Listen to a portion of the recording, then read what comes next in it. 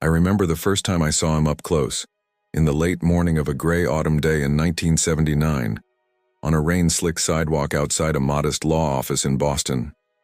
He wore a suit that looked as if it had been cut from an idea rather than cloth, and he moved through the city like any man who had decided quietly and absolutely that the world would be ordered according to his will. I was young then, a newly minted aide fresh from a scholarship at a state university, and he glanced at me as if weighing whether I might be useful. "Samuel," he said, and the single syllable was both an invitation and an assignment. That moment sits in my memory like a frame of film, close, breathy, full of rain and the smell of hot coffee from the deli across the street. His name was Victor Langley, though in the years to come the papers would call him by many variants: Titan, philanthropist, kingmaker. He grew up in a small mill town in northeastern Massachusetts, and he always liked to tell the story of how he left there on a bus in 1962 with $40 and a copy of the Boston Globe. Those were the years of satellites and the first whispers of Silicon. The country was changing, and he learned early how to surf history's reluctant currents. I began to work for him in 1980 and watched him turn ambition into architecture. By the spring of 1984, he had folded a string of failing real estate holdings into a corporate shell and re-emerged as the founder of Langley Development Group. I sat beside him at negotiations in a cramped midtown conference room when he negotiated with bankers who still smelled of cigars and old money. He had a way of speaking that made people trust him before they even understood why. He leaned forward, fixed them with a smile, and made promises that sounded like theory and landed like law. It was the era of deregulation and big deals, and Victor learned to wear the market like armor. The 90s came, and with them the expansion. Skyscrapers on the west side of Manhattan, a boutique financial firm in Chicago that would later seed a political war chest, a media buying company that saturated morning radio and billboard corners in Florida. In 1995, after a tabloid scuffle with a rival developer, he gave a speech at a charity gala in Washington, D.C., and a congressman, who would later become an ally, raised a glass to him as if toasting a general returning from victory. The applause that night felt like destiny. He would later say he loved the theater of power. I believed him, but the theater would demand a price he did not always measure. We navigated the heady years of the late 1990s and the turn of the millennium together. There were quiet breakfasts in Palm Beach during the winter of 2001, where he sketched out plans on cocktail napkins. There were long nights during the summer of 2007 when we sifted through filings as markets suggested the world might turn on its axis. With every acquisition, his name stitched deeper into the fabric of American finance and influence. Foundations were created, endowed chairs at universities endowed in names that glowed like small moons. The public portrait was that of a man who had triumphed against the odds, but power, like architecture, requires scaffolding. Unseen wires, favors, loans, and allegiances stitched behind closed doors. In 2008, when the financial crisis rolled across Main Street like a winter tide, Victor maneuvered with the cold calculation of a captain trimming sails in a storm. He brokered bailouts for small lenders in New England, and in exchange, he gained access to municipal contracts and political clout. I remember signing papers in a conference room in Providence on behalf of entities whose owners lived in islands I had never seen. There is an ethics that people in power invent when necessary.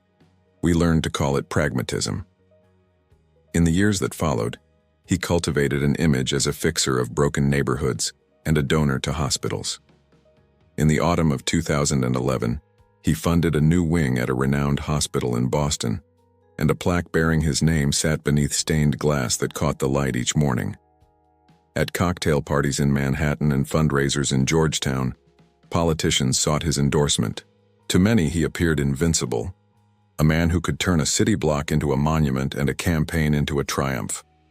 There were conflicts, of course, battles with union leaders in Detroit in 1999, a bitter courtroom fight over waterfront rights in New Orleans in 2003, and a whisper of impropriety in the press after an investigative reporter in New York began circling a story that smelled of money and influence. I remember the night we sat in his study, the gas fireplace throwing orange embers against the books while he listened to a reporter on the phone. He closed his eyes and said quietly, "They'll tire of my enemies, they always do." Confidence then, but also a new shadow in his face. His personal life was a map of contradictions. A marriage in 1986 that seemed stalwart for a decade.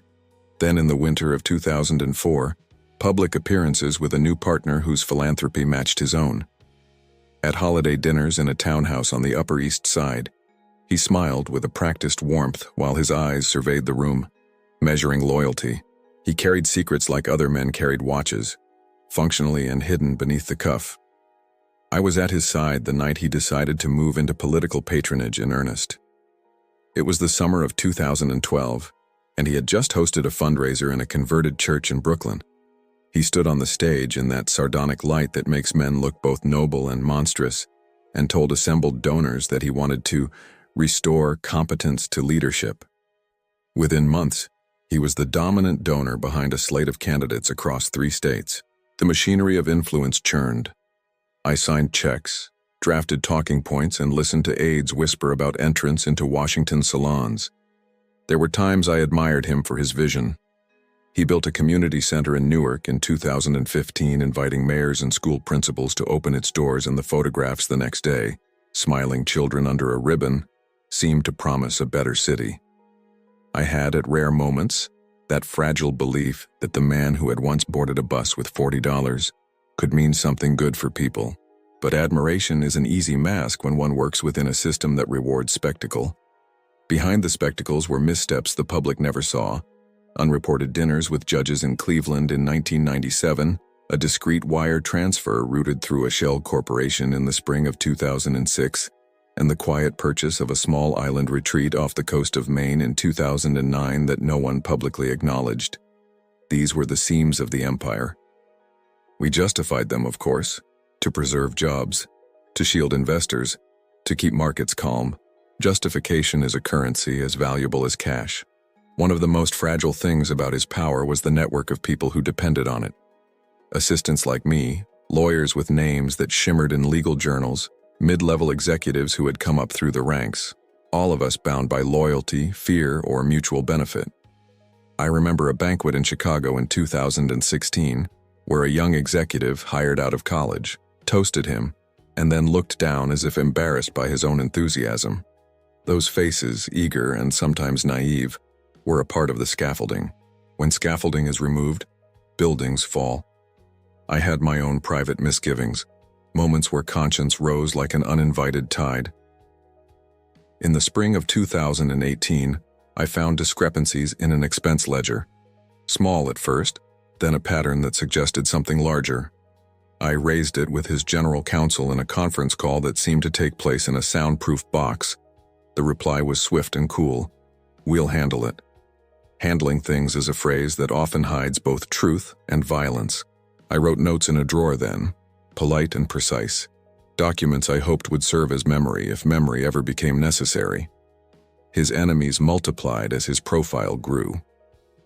A group of investigative journalists in San Francisco began to parse his company filings in 2019. Online communities spun theories, some absurd, some remarkably prescient. I recall a late-night conversation in Los Angeles in 2020, where he laughed off a rumor about offshore accounts, his laugh like glass. The world had become noisier. Reputations now had more mouths barking at once. For the first time, I sensed vulnerability in a man who had rarely shown it. The pandemic years were strange with respect to power. In the spring of 2020, when cities locked down and many men retreated, Victor moved through the crisis like a strategist at a chessboard. He redirected funds, advised governors in private chambers, and hosted virtual roundtables with mayors from Boston to Miami. It was in those months that he cultivated an image as a steward of public good, appearing on evening broadcasts to discuss recovery. To the public, he was indispensable. To those within his orbit, he was a conductor of favors and obligations. And yet, beneath the curated broadcasts, something unraveled. People make errors when governing a network of secrets. A message sent to the wrong inbox, a file misnamed, a technician unaware of the significance of a stored drive. In the autumn of 2021, a junior systems administrator, A young woman from Ohio, sincere and tired, misplaced a backup onto a public cloud with lax permissions. The backup contained raw footage from a private retreat held at his island property in the summer of 2019, hours of conversation, private interactions, and moments that, if seen without context, would shatter illusions. I did not see that particular breach at first. We were busy with an acquisition in Atlanta in the winter of 2022. There were calls and flights, dinners, and legal briefs. But I remember sitting in a hotel bar, the landscape of downtown sliding by the window like a diorama, when my phone buzzed with a single text from an unknown number. Check the Eastern feeds. I called my aide, a man named Jonah, and he told me flatly that a copy of something had been posted to a server in a cloud service used by activists and hackers. I felt my pulse loosen and then tighten, the way one does when recognizing a very old fear. We scrambled in the subsequent hours. He convened a team in a small room in our Manhattan office, the air thick with the smell of stale coffee and the metallic tang of adrenaline. Lawyers spoke in clipped sentences about takedown orders and copyright claims. PR strategists drafted statements about privacy and malicious intent. He sat at the head of the table, hands folded as if waiting for a verdict. When I looked at him, his face was not the composed mask of the boardroom, but the face of a man suddenly aware of his own fragility. There were betrayals among us. Not the sharp cinematic betrayals of movies, but slow unwinding. An associate who had been promised a promotion and felt spurned, a former friend who nursed an old slight, a contracted videographer with connections to an online forum. Incentives make for strange fidelity. Sometimes those who owe you everything believe they are owed more. We tried negotiations in shadow and offers in light. We even attempted to buy silence in ways that felt both mercenary and necessary. The moral ledger grew messier. As the hours turned to a day and then a night, the leak spread like a small fire finding dry tinder. An anonymous post appeared on a platform frequented by political junkies and disaffected insiders. Within minutes, screenshots, grainy and intimate, found their way into group chats. A talk show host in Ohio teased an explosive revelation scheduled for morning television. The machinery of outrage requires little fuel when the tinder is dry. I watched the news feed like a man watching a clock he is powerless to stop. In those moments, relationships revealed their true geometry. Longtime allies called with voices that tried to be steady. Some did not answer. Family members sought reassurance. His spouse, when I finally reached her, spoke in a voice that once belonged to the woman who had married him for hope, and then learned to love a different man. "What did you not tell me?" she asked, and the question hung like smoke. It is terrible to answer a question you do not yet know the terms of. I think of the mechanics of shame as a public and private thing. Publicly, we drafted statements that were measured, rehearsed, legal and sterile. Privately, there were long walks in the darkened garden of his estate where he confessed things in snatches between sips of whiskey, errors of judgment, choices that had felt necessary at the time. "If it is true," he said once, "then everything I built will be dust." He was not a man of many confessions. That night, confession felt less like absolution and more like a draft from an open window.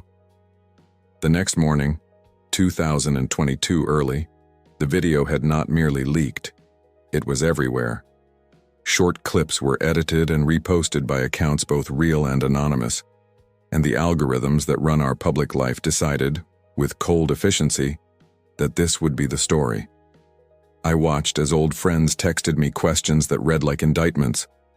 Editorial boards demanded comment. There was a call from a senator I had once helped arrange a fundraiser for. "Samuel, we need to understand what this means." I could hear the background noise of a country suddenly interested in the private fall of a publicly lauded man. And then the thing that I had feared and hoped to prevent arrived in the most ordinary form. A notification during a late breakfast. A short video clip shared by a whistleblower account with a caption that made no effort to be subtle. I tapped the play with hands that were steadier than I felt, and the image filled my screen. The island house at dusk, a figure I had once admired and protected moving in a way that, without context, looked damning. My throat closed. Behind me, the phone on the kitchen counter trilled. It was his number. I let it ring twice, 3 times, and then the line went quiet. The world, in that second, seemed to wait. And then the first wave of calls began. That was where I stopped. With a single clip on a screen and the knowledge that everything could change in the time it took for someone to press share. The first days after the leak moved like a fevered dream. 2022 collapsed into a montage of headlines, notifications, and faces I could not stop seeing.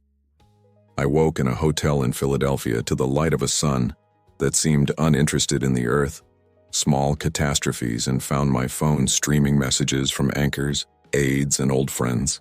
At breakfast, the waiter asked if I wanted more coffee, and I answered without thinking, no, because it felt obscene to perform ordinary appetite while the world remodeled itself around a single image. Victor called once, his voice thin with something I had never heard there before. Not contrition exactly, but the brittle note of a man who knows the scaffolding is failing. "Sam," he said, "we need to move faster." That was not a plan. It was an invocation. The initial legal volley landed in the form of demand letters on a damp Tuesday, sent by a firm in Washington with a name like carved stone. They demanded takedowns and threatened suits. They wrote that the footage was maliciously obtained and violated privacy laws. Yet law moves with the speed of a glacier when the ocean wants a ship turned. Within 48 hours, a congressional aide on the Hill, a woman whose district spanned parts of Maryland and Delaware, called for hearings. Editors at a national paper declared an investigation. A state attorney general in Massachusetts opened an inquiry into municipal contracts tied to Langley Development Group. The machinery of civic remedy once invoked would not be easily distracted. The PR team spun phrases like safety nets. "We will cooperate with all investigations," a prepared statement read, which we distributed on the morning of the first formal press conference. Victor stepped in front of the podium beneath the flags in a civic center in Providence, Massachusetts, wearing the neutral face of a man who had practiced the choreography of remorse. "I have things to explain," he said, the voice steady enough for cameras but uneven to those who knew his pauses. The public smelled a confession, and so did his enemies. In the crowd, a woman who had once been his intern crossed her arms and watched like a juror. The political consequences were immediate. Governors and mayors who had once accepted his checks called aides to distance themselves. A congressional candidate in Pennsylvania who had relied on Victor's get-out-the-vote apparatus announced his withdrawal from a primary in a live-streamed statement that cited unacceptable associations. Money evaporated as quickly as a mirage. Board members at charities he supported resigned in solemn letters that read like eulogies. Institutions, fearful of association, scrubbed his name from buildings and press releases with the haste of people washing a stain before it sets. His board convened in an emergency session in a high-rise conference room in Chicago. I watched from the doorway as men and women in designer coats murmured about liability and optics. They proposed different strategies: an immediate resignation, a temporary leave, the establishment of an independent review. He listened to each with the patient face of a man who had always been consulted, who had always been the authority on contingency. When the vote finally came, he surprised everyone and refused to resign. "Resignation admits guilt," he said plainly. "I will not give them that satisfaction." The room exhaled in ways that signaled not unity but fracture. Family dynamics unraveled in slow and cruel acts. His spouse, whose name had been announced alongside his at ribbon cuttings and endowment ceremonies, filed for separation in the early winter of 2022. The filings were formal, clinical, and read like the end of a shared performance. Their children, 2 adults who had long learned to live under the glare, issued short statements requesting privacy. Privacy, in that moment, was a currency none of us could buy.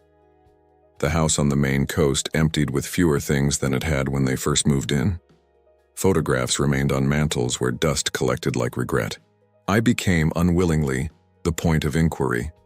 Subpoenas arrived with the formality of winter mail, crisp and inevitable. I sat for hours in a small room in a courthouse in Boston and answered questions about meetings, about payments, about what I had seen, and why I had not said more. Some questions burned like cold irons. Others were banal, the kind that exist to map continuity. "Did you ever see anything that suggested coercion?" one investigator asked. I thought of dinners in which promises were made in charity of jobs and gifts, of the way many transactions had the flavor of necessity. I answered truthfully when I could and hedged when the law suggested prudence. The reporters were relentless in 2023. Long-form pieces unpacked years of filings and interviews. A team in San Francisco produced a timeline that stretched back to 2003 with citations and redacted documents.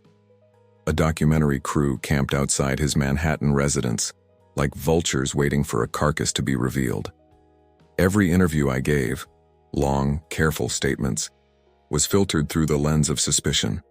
Why had I stayed? Why had I been complicit? Those questions felt less about the legal truth than a moral arithmetic the public thought it could balance in a single headline. The economic consequences of scandal are not abstract. Shareholders of affiliated companies met and demanded audits. Lenders placed covenants that tightened like straps.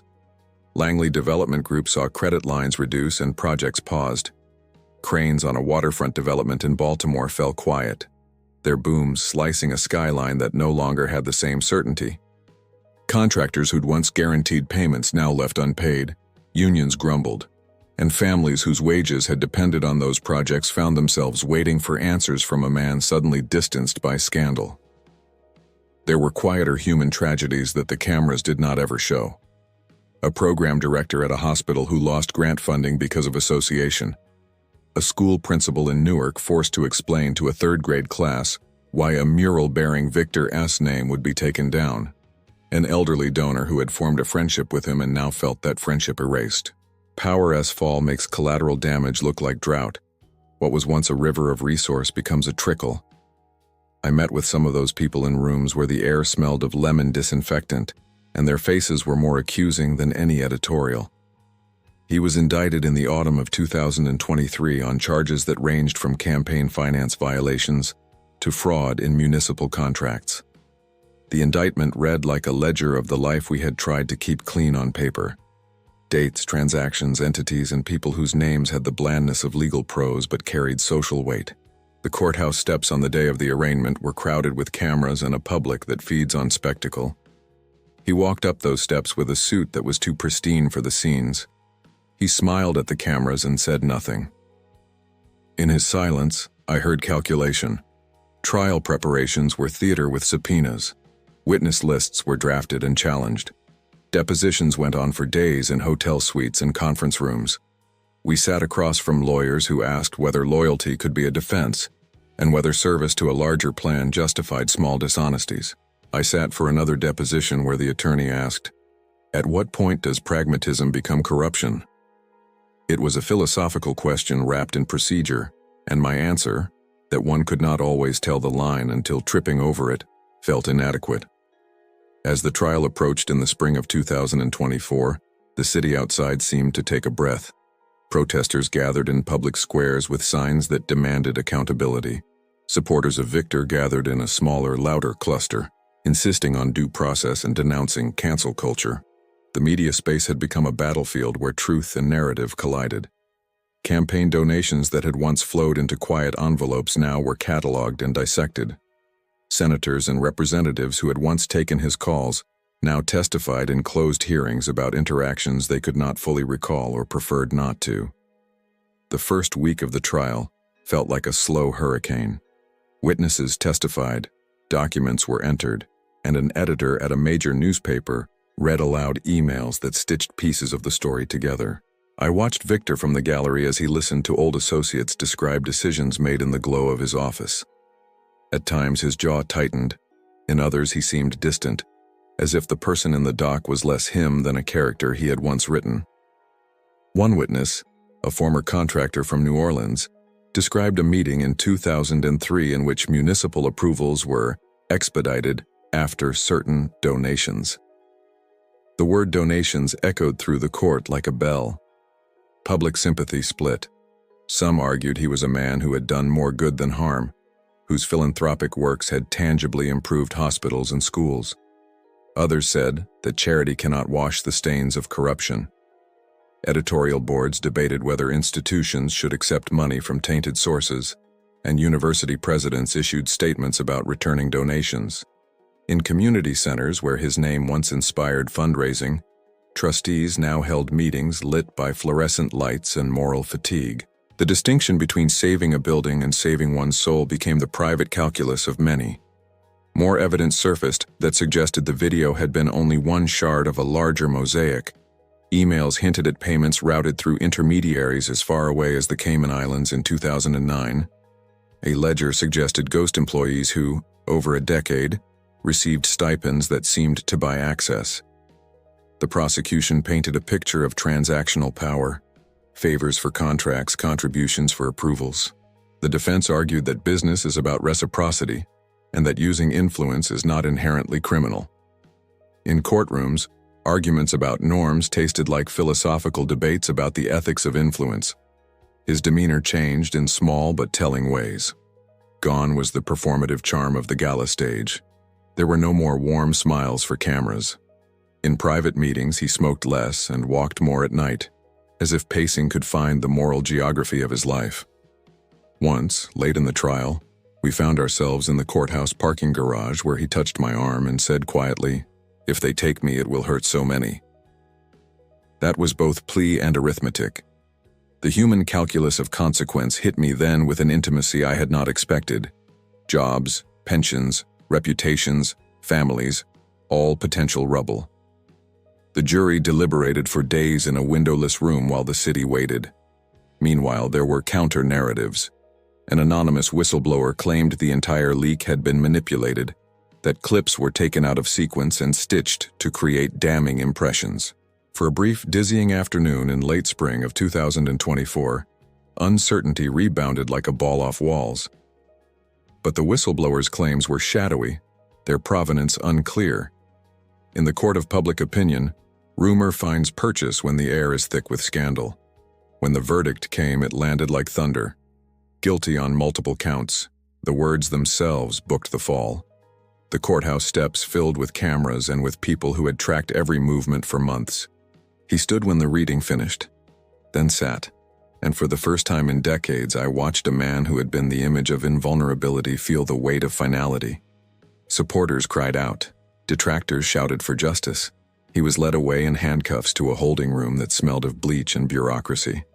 The scene felt less like punishment than the closing of a long and awful book. Sentencing took months of hearings and victim impact statements. Individuals I had come to respect testified about how projects had been delayed or contracts had been corrupted. I sat in a pew in a courthouse chapel and felt the smallness of my own part in what had become avalanche. When the judge read the sentence in the late winter of 2025, the words were measured but inexorable. Prison time, fines, restitution. The judge spoke of betrayal and of the corrosive effect of power misused. It was a moment that felt both legal and liturgical. Prison life, when it began, erased much of the ritual of prestige. Photos were taken down. Suits were replaced by institutional gray. I visited him once in a visiting room where the light came through thick glass and voices were muffled. We sat with paper cups of coffee and he seemed smaller, the edges of his dignity softened by routine. "They made martyrs of me," he said, but his voice lacked the conviction of someone who truly believed it. He spoke then of regrets that were not the polished confessions of a man seeking redemption, but fragments, admissions about choices made, and the human cost of a life spent building ladders over other people. S. Graves. Outside, the institutions he had built began to reconfigure. Foundations were dissolved or renamed, endowments were reviewed and, where legal counsel demanded, returned to donors or redirected to community trusts. Some people fought to preserve the tangible good his money had created. Others argued that accepting tainted funds perpetuated harm. In classrooms, history professors used his rise and fall as case studies on power and ethics. In city halls, procurement policies changed to add stricter transparency.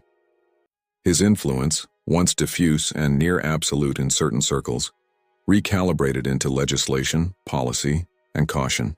Not all stories end in the neatness of legal resolution. Lawsuits proliferated. civil suits for fraud, class actions by subcontractors, and employment claims by those who said they were coerced. Settlements were reached in private rooms with non-disclosure agreements that read like bandages over wounds. The press covered the trials and the payouts, but there were human details those pages did not capture. The quiet dinners canceled, the invitations that stopped arriving, the children who found themselves at school with whispered questions. The social topology of networks had shifted. Where he had been central, others orbited differently. I thought I had seen the final undoing until in an ordinary week in early summer of 2025, a package arrived at my apartment with no return address. It was heavy and cold, and inside was a hard drive the size of my palm wrapped in a cloth. There was a single note. Play. My hands trembled as I connected it to my laptop. The drive contained hours of unedited footage from that island retreat, far more than the cropped clips that had ignited the fall. There were long, banal stretches of conversation that made him look human in ways the short clips never allowed. Jokes about childhood, moments of tenderness, a debate about urban policy that revealed sincere, if compromised, conviction. But there were also moments I did not expect. Private conversations with powerful figures whose names would send tremors through the corridors of power. A senator from the Midwest, a governor from the Sun Belt, a media mogul who had interviewed Victor on television. The footage suggested not simply the failing of a single man, but the intimate complicity of many. I sat back and understood with a cold clarity that left me breathless, that the next choice could remake everything. If released, the footage could exonerate in part, humanize, or further damn Victor. And it would certainly implicate others in ways that could topple careers and institutions. If buried, it would be another moral sin I would commit by omission. As I stared at the play button, the apartment seemed to narrow to the screen's glow.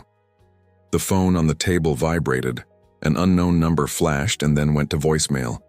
I pressed play with a finger that felt foreign to me, and the first frame resolved into dusk on an island dock and a voice I recognized saying softly, "If this comes out, they all fall."